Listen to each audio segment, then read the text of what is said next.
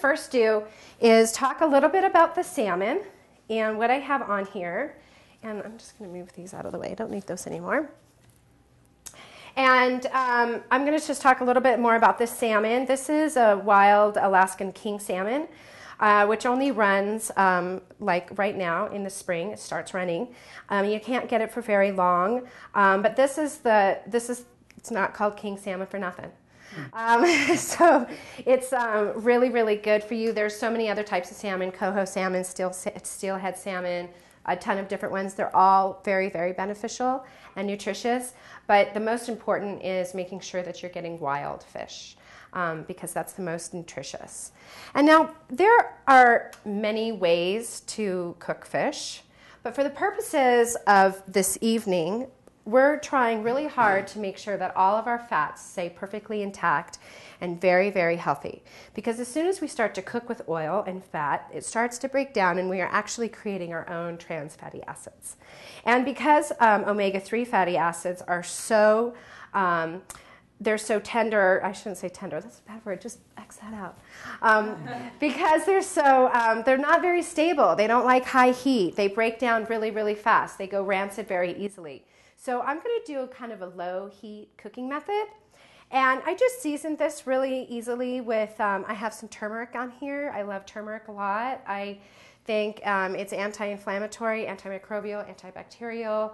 It's like the king of all anti-inflammatory sort of herbs and spices and things that you can add to your diet.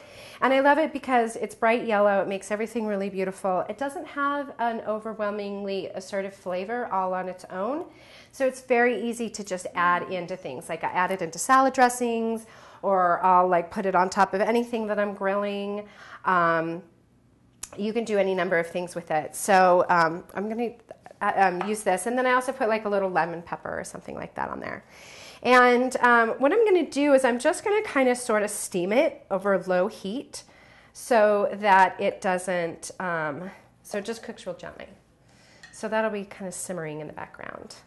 But what I'd like to do now is sort of move on a little bit, because I'm going to use a little bit of oil in the bottom of this pan. And one of the things that I had talked about before was this whole idea about the PUFAs, right? That crazy, ugly word.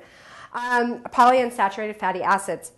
And the thing with cholesterol is, I don't think that people realize if they just took out omega-6 fatty acids out of their diet and just concentrated on high-quality omega-3s, omega-9s, and high-quality saturated fats, that we would all be much healthier. Probably wouldn't have nearly the cholesterol problems that we have. And the reason why is because most of our food products, we've been led to believe like vegetable oils are really healthy. We have canola oil and soy oil and corn oil and all of these healthy oils in our cabinet. And what we like to actually say is a lot of these oils are white oil, kind of like white flour and white sugar. And the thing that makes these oils denatured is because they're exposed to light and oxygen. And they just break down. And not only that, but most traditional oils that we buy today in the grocery store, like imagine in your mind's eye, we're all standing like at a traditional supermarket in the oil aisle. And we can see all of the clear plastic bottles that line that. And all of those oils are what we call dead oil or white oil. They have no nutritional value whatsoever. They actually just promote inflammation in the body. And part of that is because prior to the 1950s, and we were able to manufacture oils in a mass way, people just had their oils, they were fresh oil. And like, you know, in Italy or something like that, they would take all their olives to the local mill, and then they would mill the oil. Or our grandmas used lard or butter, right? They didn't use canola oil. They didn't use any of these oils in these plastic containers. And then also the plastic is really bad because that helps degrade the oil as well. And but let me go back to this manufacturing process. A lot of people don't realize that any oil, except for these two right here. This is my bad oil example. Goes through a very, very harsh process of bleaching, deodorizing, refining, in order to get that oil to be shelf stable so it can be packaged and shipped and sit on the counter at Kroger for years and years and years. So before manufacturing processes allowed that to happen, they did not mass produce oil because of all of the constituent parts that made the oil unstable. And all those constituent parts are, guess what? Vitamin E, beta carotene, lecithin, all of these things that make an oil healthy.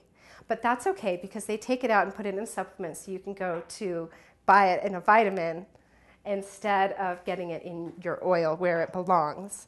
And the other thing too about them removing all of these properties and beneficial nutritional properties in our oil is that this is where they're supposed to be. And so that means that they're bioavailable. That means when you ingest it, that your body immediately says, oh, a friend, I recognize you, and immediately gets it, as opposed to taking these vitamins and stuff in pill form, which generally are, highly processed, and you don't synthesize those nutrients as well. For tonight, because we're going to be very sensitive about heating our oil too high and all of that stuff, when we're sauteing, we try to use a saturated fat because it doesn't break down. You can heat it to a higher temperature, and you're not creating any sort of like trans fatty acids and denaturing the fats. So I'm going to go ahead and I'm going to use a little bit of this coconut oil. And the thing is too is, like my last class, I had a little waxed on and on about coconut because I love it so much, and it's super, super nutritious. And the thing is that's such a shame is in the 70s when we were really starting to gain a lot of knowledge about heart health and things of that nature, all of these tests were done and studies were done, and they determined that, oh, guess what? Coconut oil is bad. It's really bad for you. Palm oil is bad. Tropical oils are bad, bad, bad, right? Well, the unfortunate thing is, is that they were doing all of these tests on hydrogenated coconut oil. And so that's before we even really knew that about the hydrogenation process and what that does to our body. So it wasn't necessarily the coconut oil. It was the hydrogenated coconut oil. So you can get coconut oil, you can get refined or unrefined, and now I just had this whole little lecture about don't buy refined oil, right? And now this says it's refined. Coconut oil, especially if you can get one that's expeller pressed, you can find them that have the least amount of extraction process, no chemicals, no hexane. Hexane is another delicious chemical that they use in addition to bleach. And you can find them, you just have to make sure that you read the label. And the difference between refined coconut oil and unrefined coconut oil is all in the flavor and the smell. So if you're trying to cook a Northern Italian meal and you want to use a little coconut oil to saute something, get the refined, because otherwise you're going to have a taste of the tropics in your pasta, But the guiding principle, aside from saturated fats, which don't break down as much in the presence of light and heat, is with olive oil, especially in all oils, your guiding principle should first and foremost be a dark bottle. And second, it should be a bottle, glass bottle, not plastic.